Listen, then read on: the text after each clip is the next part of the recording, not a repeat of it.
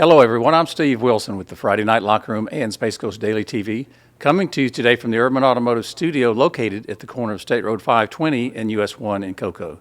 Today's show is brought to you by Urban Automotive and sponsored by Craig Technologies, Sidus Space, and Auto Expo 95. Very excited to be joined by my guest today. He's a young man that I recall running around Palm Bay High School a few years ago, but I don't know that we've actually met face-to-face until today. He's recently written a book that you're going to want to pick up and read. It's a special read, and here today to tell us a little bit about it is the author, Nefi Moffitt. Nefi, thanks for joining me. How are you, sir? I'm doing great. How are you doing today? I'm doing well, thanks. I mentioned the last time I saw you probably was you were playing football for the Palm Bay Pirates. Man, that was a long time ago. Oh, yeah, that was like 2004. It's almost 20 years ago. Does it feel like that long ago? It doesn't. It really seems like it was. I mean, I can recall things from high school now. It's like, It just seems like a couple months ago. Now, tell us a little bit about yourself. I associate you with being from South Brevard, from the Palm Bay area. Did you grow up down in Palm Bay? Yes, I was originally born in Egali, and then I grew up in Melbourne and Palm Bay. Okay. So I lived in Egali, Melbourne, and Palm Bay throughout my whole life. And after graduating from Palm Bay High School, where'd you go? I know where you went, but we'll tell everybody that don't. Where'd you go? I went to the Florida State University. I was actually one of the top recruits in the state, and I chose Florida over Miami, Georgia, USC, and Oklahoma. Those are my 5 visits. I chose Florida State over those. What was it that appealed to you, made you want to be a Seminole? To tell you the truth, I didn't want to be a Seminole. Really? Yes, I wanted to go to Miami my whole life. Uh-huh. I mean, I went to all the Sean Taylor games. I knew DJ Film. I mean, I used to talk to Coach Hargraves 3-4 times a week. But they only had 11 scholarships that year.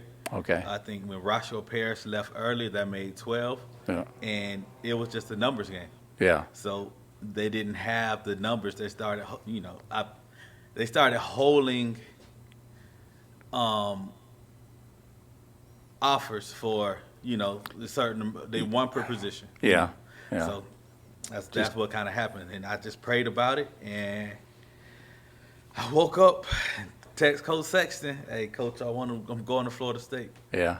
Yeah, he had texted me, and he was like, "Either we're gonna play against you or play with you the first game of the year." Yeah. So that was a big part of it. It's like they knew too. It came down to Florida State and Miami. Yeah. Do you have fond memories when you look back at your time in Tallahassee?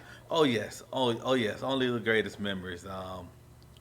We were struggling a little bit football wise, but Yeah. I mean that experience, that college experience, the networking, the people I met, the things that I learned in college, it go like football is a small part of it. Yeah. When they talk about those things and just being from, where I am and being from Melbourne and not seeing the world and not experiencing anything outside of Melbourne, to go to that space Yeah. and learn all of that, it's like, man, football is.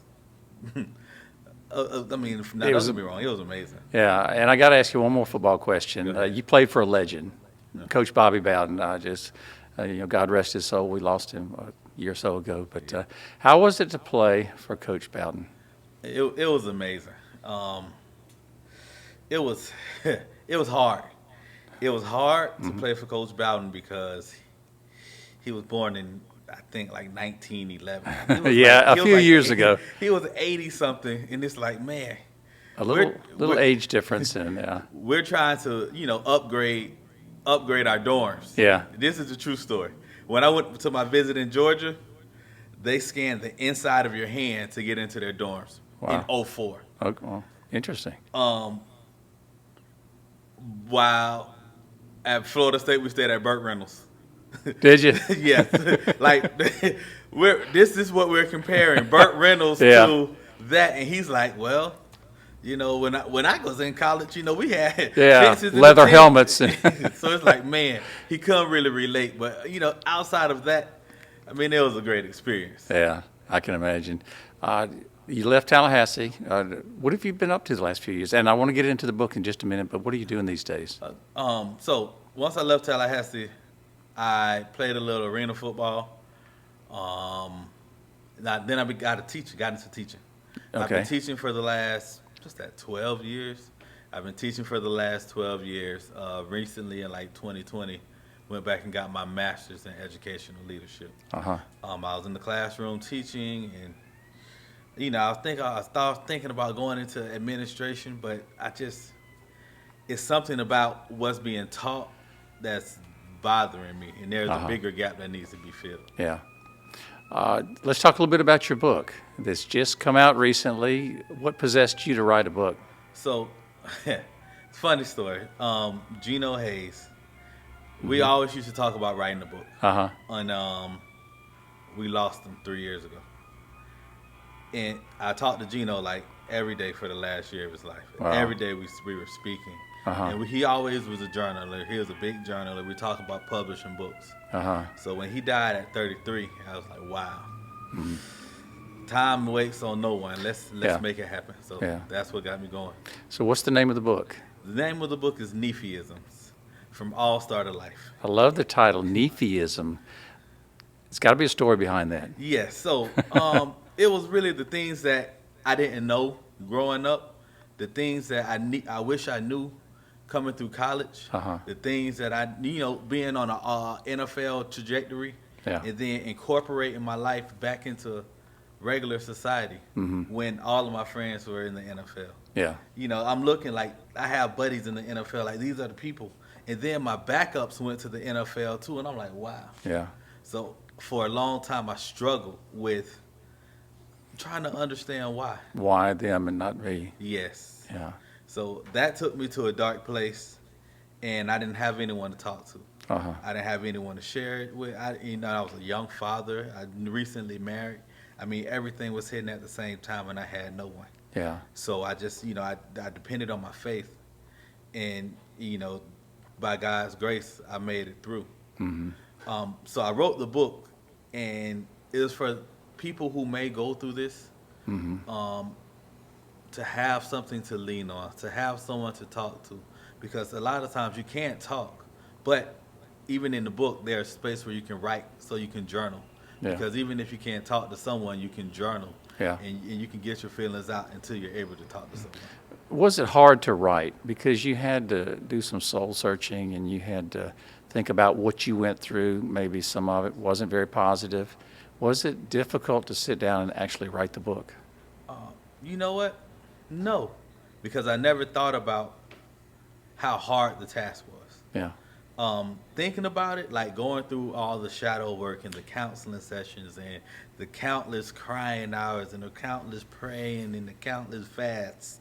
I guess thinking about it now, that is hard. Yeah. But what I was thinking about while I was writing was making sure that there's something for someone who's going through this so that they don't have to go through this alone. Does it focus on a particular age group? Does it start from maybe when you were a teenager, or does it go back even further than that? Will someone that's 8, 9, or 10 years old possibly get something out of it as well as a 20-something-year-old? Yes, so I actually, funny thing, I go back to a story. It goes back to my birth. Okay. But I go back to a story, 5th grade, when I got suspended from school. Uh-oh. So, I mean, it goes back all the way Yeah. down to the elementary school kids, and everybody can get something for it. Yeah. What's something, most of us have not written a book. What's something that might surprise the general public as far as writing a book? The process it can be the hardest part is being vulnerable enough to write it. Yeah. So this type of book, Yeah. where there's a lot of vulnerabilities, and it's it's self-help teens, it's the mentorship. To write this type of book, there's a lot of vulnerability Yeah. going involved in it. I would think so. To write any other book, it takes courage to believe that someone wants to hear what you have to say. How long did it take you to write the book? I was a journaler, so some of these chapters Go I back wrote, away. Yeah, from college. So I've been writing it since college. Like some of the stuff was the stuff that I used to write in my journals, and like write in my Samsung notes on my BlackBerry. Yeah. And because I can save it and the Samsung saves through, I was able to pull up some of those files and then read them 10, 12 years later, and I add on to it. Yeah. And I can explain or go through the steps. And now that I'm on the other side, I'm telling you, I wrote this how I was feeling it, but on the other side, I'm telling you what's on the other side. Yeah, it's interesting that you journaled back in the day. You wrote things down, because I would venture to say that most people don't do that. Where did that come from? Did you have a teacher that told you one day, why don't you do this, or was it a way just for you to express how you were feeling if you didn't have somebody to talk to? How did the journaling all come about? If I tell you this, you have to promise not to laugh. I don't. You're a lot bigger than I am. I'm not about to laugh at you. No, so when I was younger, it's a joke. When I was younger, I just talked so much. I always had something to say, and I was always so inquisitive about things that, like, my brothers and my sisters, I was the annoying little brother. So I'm like, you know what? Maybe if I just write down my thoughts and have a conversation with myself, I would be able to incorporate myself with them and not overtalk them. Very interesting. No, it's actually, I think, a very smart thing to do. Tell us where the book can be purchased. Somebody's watching this and they want to buy the book. Okay, so currently the book is on Barnes and Nobles. Mm-hmm. It's also on Amazon. And as of last night, the hardcovers are on Amazon as well. Someone said that, the paperbacks are for reading, hardcovers are for collecting. Mm-hmm. So now you can collect the hardcover. All right. Now, you're still here in Brevard County? I am. So currently I am working a mentorship program. Okay. Mentoring. I'm going into all the schools. I'm starting in South Brevard, where my roots are. Yeah. But I want to expand all the way throughout the county. Mentoring the principles that that I've learned, instill it. The things that I've learned as a teacher, the things that I've learned as learning and being an administrator, and training to be an administrator. Share that with students growing up, so that they're aware of their surroundings, so that they can maximize their opportunities early. You said you're a teacher. Do you enjoy getting into the classroom mentoring students? Is it fun to talk with them one-on-one? Oh yes, it's always fun, but it's heartbreaking. Yeah. Like, I enjoy the interaction, but the stories, they break my heart, and it makes me. Those are the stories that compel me to write a book. Yeah. Like, publish it, because if you knew these things, and I can't help everyone. Right. But if I can put the book in your hand and I can prevent you from some of the hurt, or just make you aware of some of the things that you're going for, you'll never do it. Right. Or you will know what you're going for when doing it. Yeah. Might there be a follow-up book to Nephiism? Oh, yes. So it's actually in the work. All right.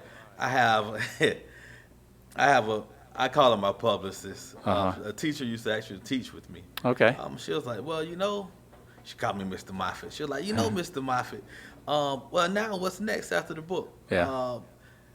Parenting, you talk about parents, you're able, because I actually, I watched the boys grow up, and then I was teaching in high school and coached the boys. Yeah. So it's like she's seen it. Yeah. So it's like, man. But parenting part 2. Parenting is going to be the next step. Parenting those millennial kids. Well, let's stay in touch when that book is time for it to come out. I want you to come back on here and tell me all about it. But Nephi Moffitt, I appreciate you giving us some time today. I want to wish you all the best on the book sales, and more importantly, what you're doing in the community, mentoring young people and helping to show them the right path to take. There's so much of that is needed this day and age. As you mentioned, you can't help everybody, but if you can save one or two, maybe they're going to go right instead of left, or whatever, however you want to put it. That's a good thing. So thank you once again for joining me today. I want to wish you all the best. Yes, sir. Thank you. Thank you for having me. He is a very special individual here on the Space Coast. He is Nephi Moffitt. Is Nephiism from All-Star to Life. Is that correct? Yes. All right, from All-Star to Life. Once again, I'm Steve Wilson with the Friday Night Locker Room. I'd like to thank all of our sponsors, including Urban Automotive, Craig Technologies, Sidus Space, and Auto Expo 95. We'll see you next time. Get your business launched with Space Coast Daily through spacecoastdaily.com, Space Coast Daily's social media, in print with Space Coast Daily newspaper and the magazine, as well as email blasts and the mobile app, and also at Space Coast Daily events. You can reach new customers every day. Get launched with Space Coast Daily and take your business to new heights. Call 321-323-4460 today.